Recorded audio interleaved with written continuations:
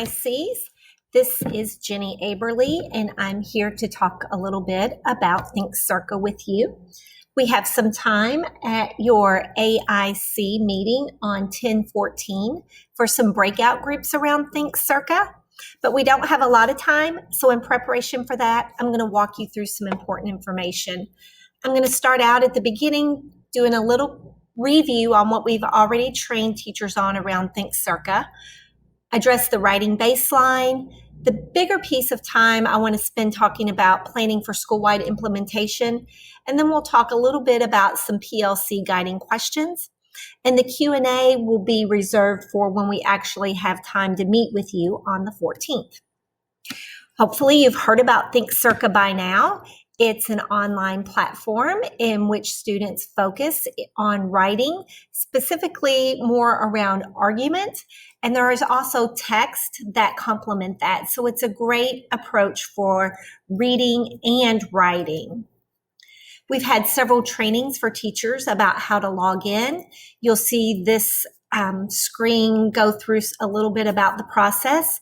It's super easy. Teachers can log in with ThinkCERCA.com. I believe it also sits in their teacher backpack. They can sign up with Google or Clever. Students can do the same thing. Classes should already be rostered for teachers because ThinkCERCA talks to Infinite Campus. So those should already be in there. If there are not, teachers can reach out and get some help and things get fixed immediately.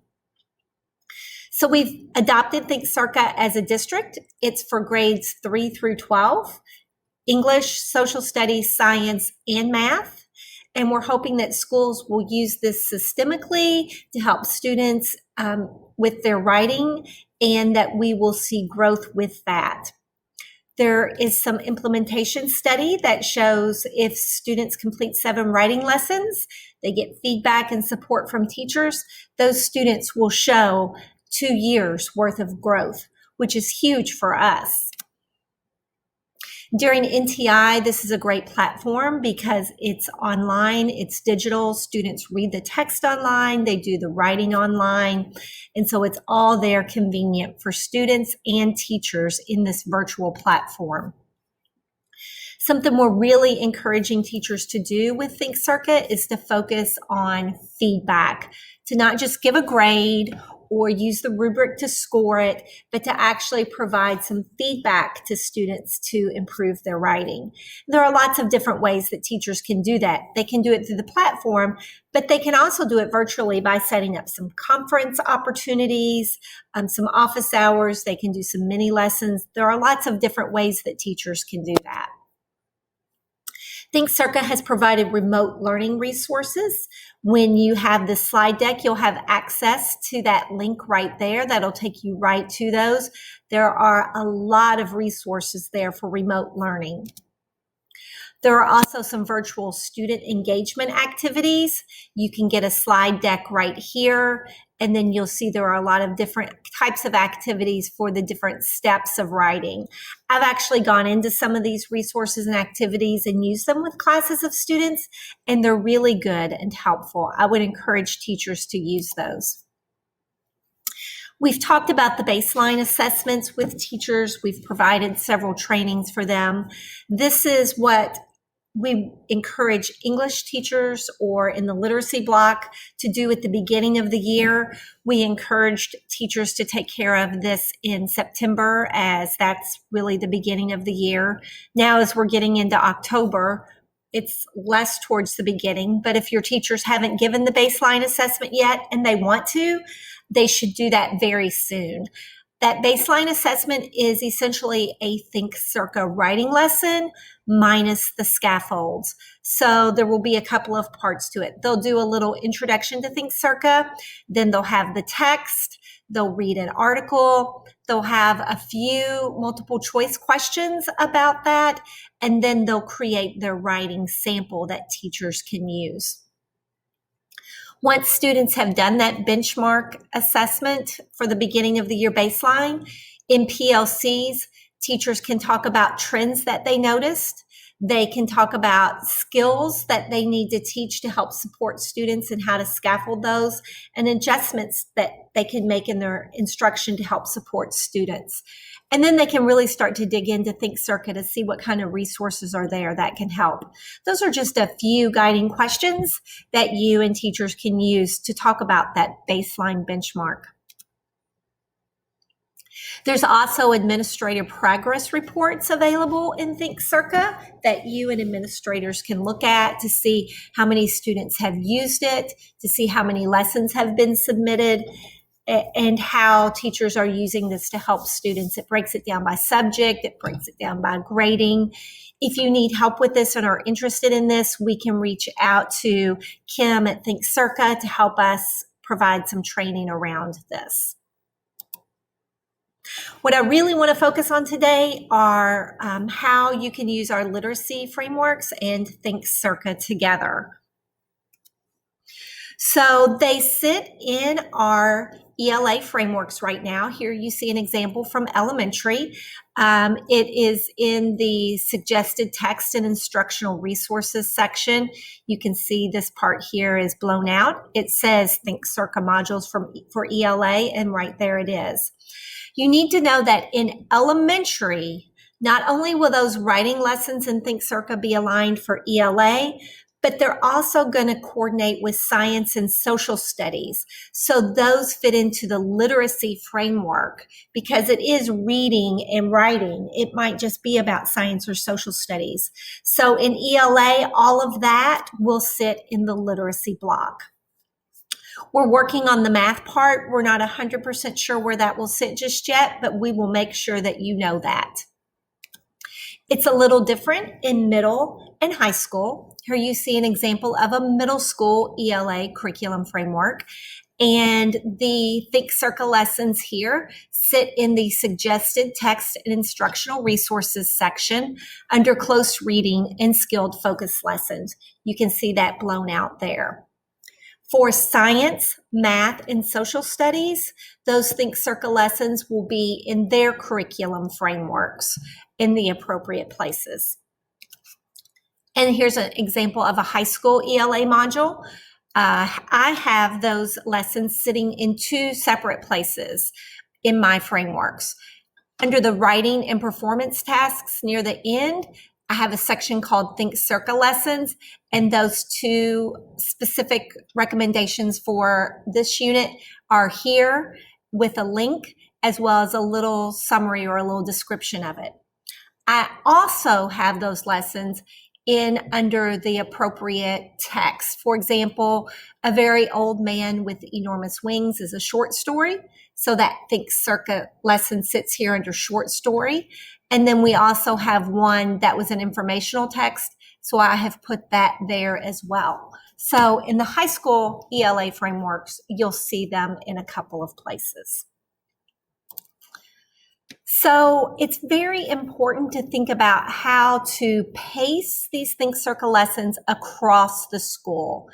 If students can complete ThinkCERCA in English, science, social studies, and math, we don't want them being bombarded with lessons in 2 or 3 subject areas during the same week.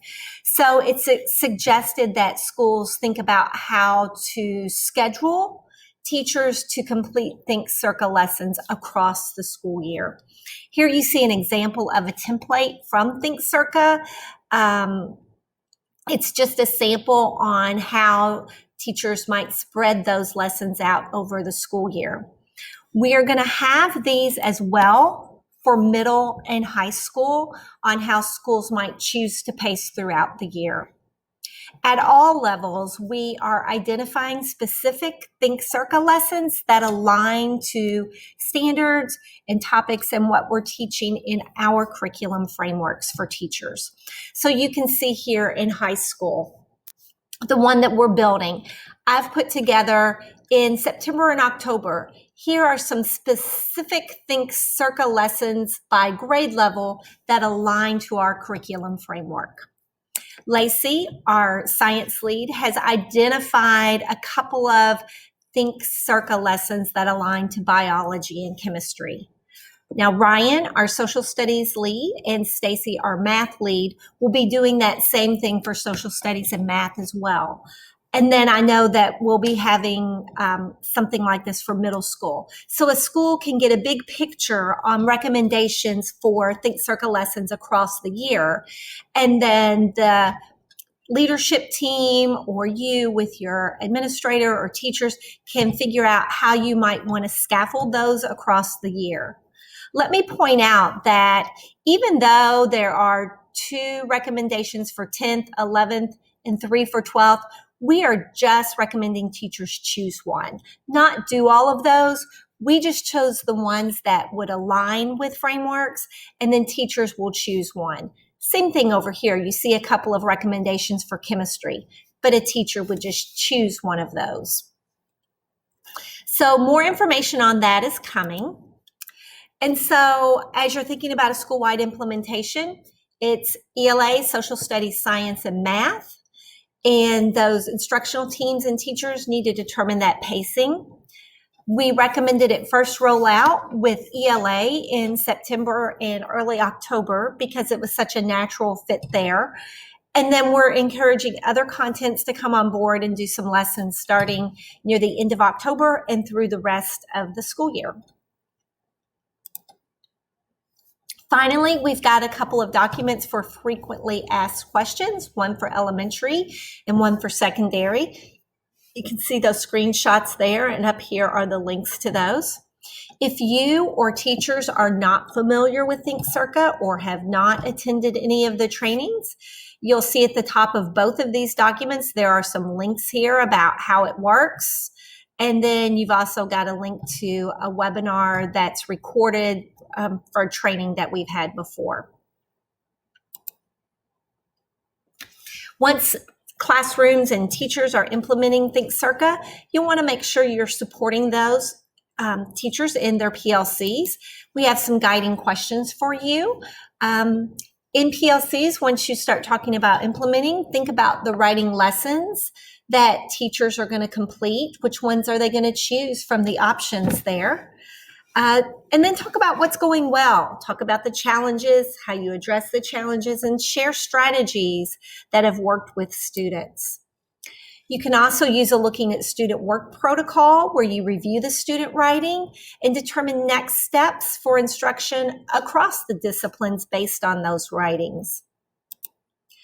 Finally, if you have questions, you can reach out to us. You see the email for Kim at ThinkCERCA.com. She is the person with ThinkCERCA who represents us, and she is great about responding to emails. You also see the names there for the ELA leads, math leads, science, and social studies. You can always reach out to us as well with any questions that you have, and we're happy to help support you in this work.